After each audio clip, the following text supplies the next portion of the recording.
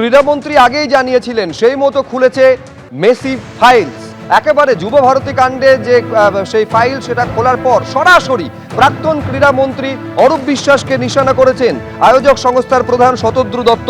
তিনি অভিযোগ করছেন যে গোটা ইভেন্টকে শেষ করে দিয়েছেন তৎকালীন ক্রীড়ামন্ত্রী অরূপ বিশ্বাস।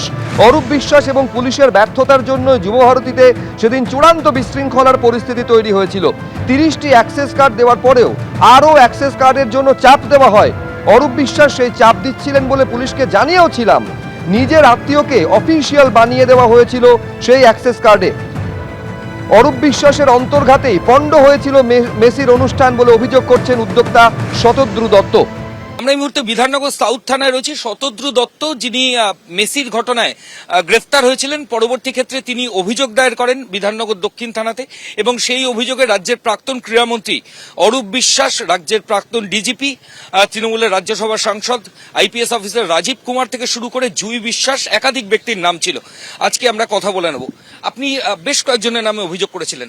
প্রথমে বলুন, অরূপ বিশ্বাস কেন? অরূপ বিশ্বাসই তো প্রথম আমার ইভেন্টটাকে উনিই শেষ করেছিলেন, কেননা উনি নিজে ঢুকে, উনি লোক ঢুকিয়ে পুরো আমার ইভেন্টটা উনি এবং পুলিশের ব্যর্থতা, এই দুজন মিলেই আমার ইভেন্টটাকে শেষ করেছিলেন। পুলিশ সিপি, তারপর জয়েন্ট সিপিকে বারবার ওয়ার্নিং দেওয়ার পরেও যখন কোনো অ্যাকশন নেওয়া হলো না, তাহলে আমি সেদিনকে মাঠে ঢুকেই বুঝতে পেরেছিলাম যে তার মানে এটা উনি ওভার পাওয়ার করে দিয়েছে। ডিজিপিকে জানিয়েছিলেন? হ্যাঁ, আমি 3 দিন আগে যখন ওনার সঙ্গে গিয়ে পার্সোনালি মিটিং করেছিলাম, সেই মিটিংয়ে সিপি বিধাননগর ছিল, ADG law and order Javed Shamim ছিল।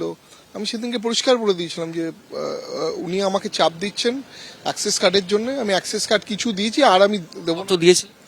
আমি ওনাকে 20-30টার মতন দিয়েছিলাম। উনি কিছু মাইনর ওনার ভাগ্নিদের, মানে ওনার ভাগ্নিদের অফিসিয়াল করে অ্যাক্সেস কার্ড বার করেছিলেন। আমি তখনই বলেছিলাম যে এইগুলো ঠিক হচ্ছে না, বাট উনি তারপর বলছিলেন আমি তোর থেকে আর পারমিশন নেবো না, কেন মাঠটা আমার। দুই বিশ্বাসের নামও দিয়েছেন, ওর নাম কেন? উনি মাঠে ঢুকেছিলেন কিসের জন্য?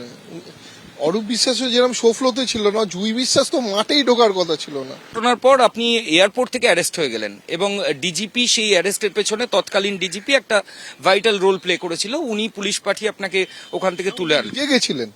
উনি নিজে গেছিলেন। ওনাকে যখন আমি প্রথমে বললাম যে আপনাকে তো আমি এতবার করে বলে দিয়েছিলাম যে লোক ঢুকবে, অরূপ বিশ্বাস লোক ঢোকাবে, তো উনি তো দেখুন ওই সময় ইলেকশন সময় অরূপ বিশ্বাসকে তো ঢোকাতে পারবে না। ওপর থেকে চাপ এসেছিল যে আমাকে না ঢোকালে ব্যাকলাশটা কি করে সামলানো হবে। সবার পুরো জগৎ দেখেছে অরূপ বিশ্বাস কিরম ভাবে পুরো স্যাবোটেজ করে দিয়েছে ইভেন্ট। আমি আমার দিক দিয়ে এগোচ্ছি, যদি এখান দিক না হয় এরপরে কোর্টে যাব। আর এই ভেকেশন কোর্ট, যখন ভেকেশনটা ওভার হবে তখন তো আমি এমনি সিভিল স্যুট তো করছি, পুরো মনিটারি কম্পেনসেশন একটা বড় কেস করছি, সবার নামে করছি। তো আগে ফার্স্টে দেখি ওনারা কেন ডেকেছেন, ওনারা কিছু ইনফরমেশন চেয়েছি, ইনফরমেশন দেবো। এবিপি আনন্দ এগিয়ে থাকে, এগিয়ে রাখে।